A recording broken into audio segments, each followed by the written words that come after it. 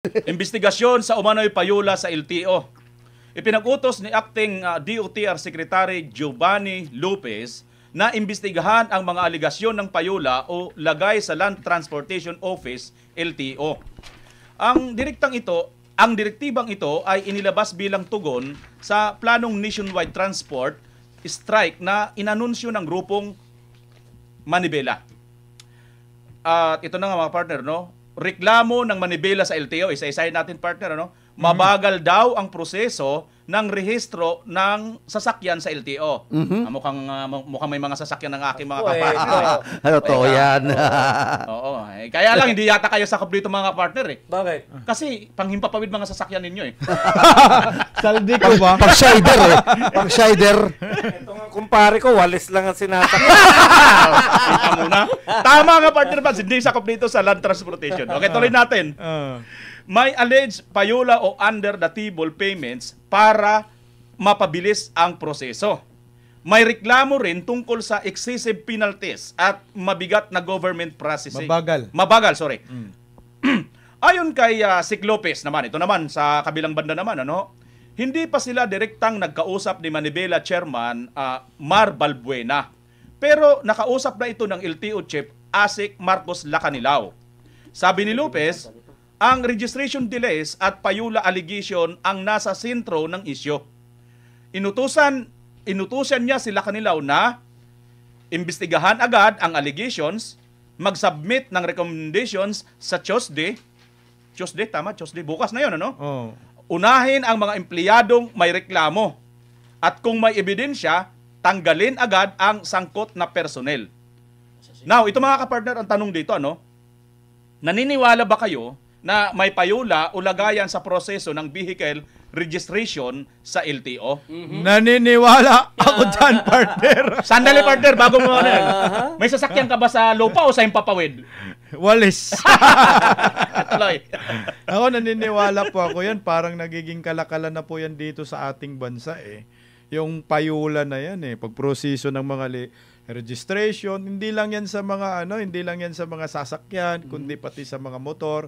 Iyon po talaga yung problema.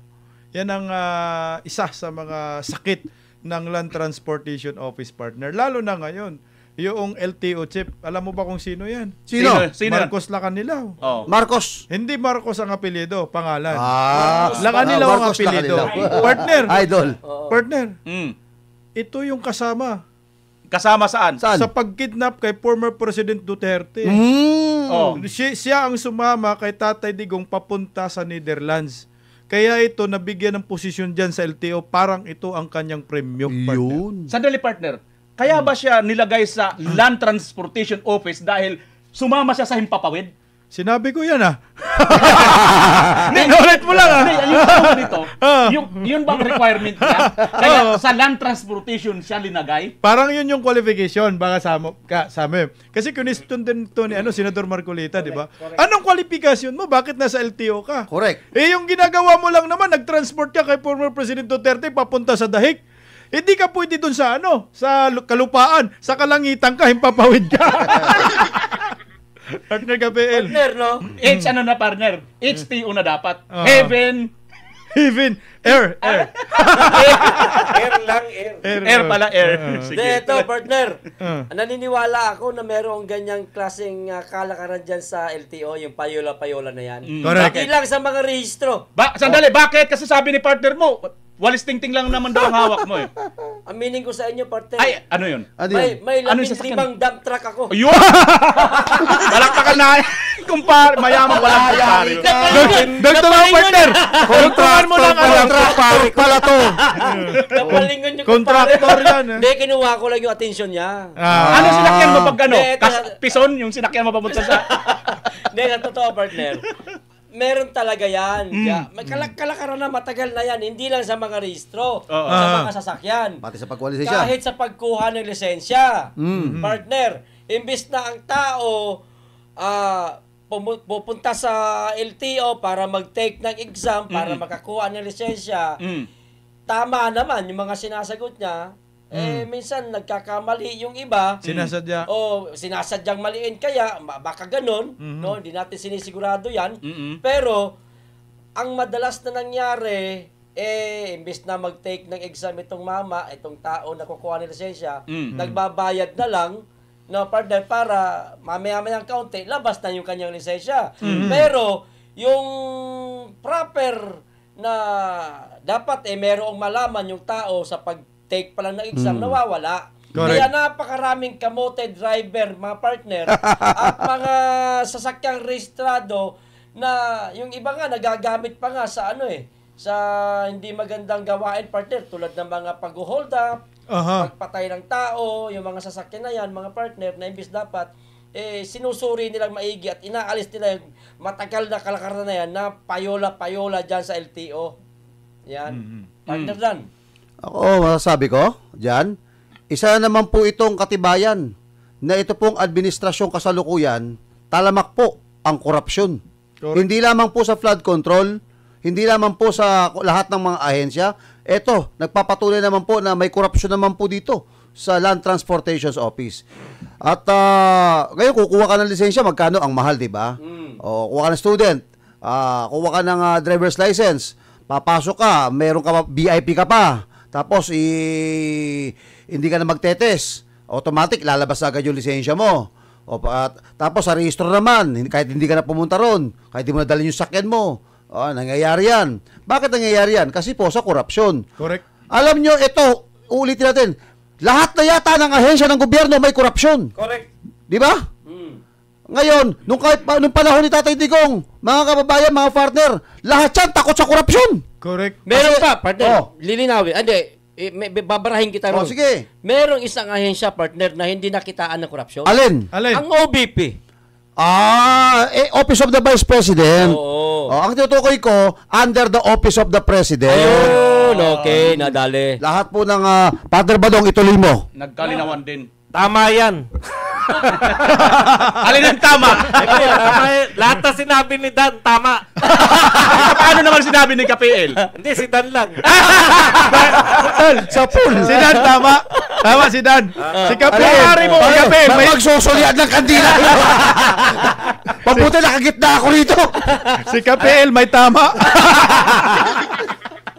Tama. Kabagal na rin. Wala kasi kung kape ngayon, partner. Kabagal Hindi na ba, mamaya na lang daw. Alam mo, partner, ito yung ano ko riyan, yung take ko naman. Tama yun, no?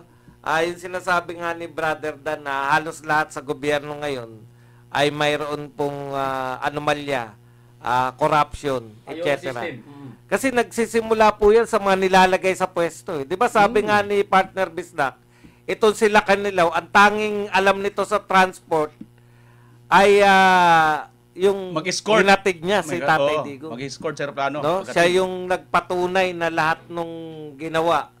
Kaya ang daming kaso nito balang araw, partner. Oh. Kasi siya yung nagpatunay na dumaan sa korte, siya yung nagpatunay na nasunod yung mga ICC regulations, no? Kaya bakit po hindi magkakaroon ng katakot-takot na korupsyon sa bawat gobyerno?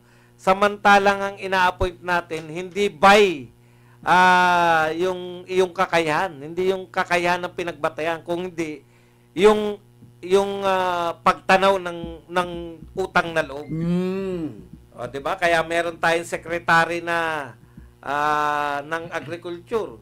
Ang balita diyan nung inappoint yan nung una, malaking campaign contributor. Yung mga ganun, ito halimbawa to sila Kanilaw na hindi pinagbatayan. Yun pong kasanayan, kakayahan ng isang tao, kundi yung nagawa mo para sa nag-appoint sa iyo, partner. Partner, bibigyan lang ako ng komentaryo dito ha, kasi ako matagal Wag na, partner. Hindi, ano ko lang. Di ba sabi dito, mabagal daw? Pati ang person na lang tayo, partner. Sinabi dito, mabagal daw. Hindi na yan mabagal. Tumuloy Hindi na yan talaga, daw. oh. Hindi, kunti lang, partner, kasi nga, bibigyan ko lang ng ano, bilang sa loobin ng driver din, ano. Yung mabagal daw, hindi na yan daw, totoo yan. Correct. Napakabagal talaga. Yung payola, yung lagayan, totoo rin yan. Correct. May reklamo tungkol sa excessive na penalties, totoo rin yan. Yan yung mahirap dito sa ating ahensya ng gobyerno na ito. Kasi, wala eh. Imbis na mag-come up ng solusyon, Puro problema. Puro problema pa ang idinadagdag sa bayan. Yes. Ayan mga kapartner. Masakit na loob ni BMR. Mga kababayan, kapag mapapagrab po kayo, driver po si BMR, hanapin niyo po. Oy, totoo yan, Oo, nagagrab yan. Nagagrab yan. Oo, totoo. Okay.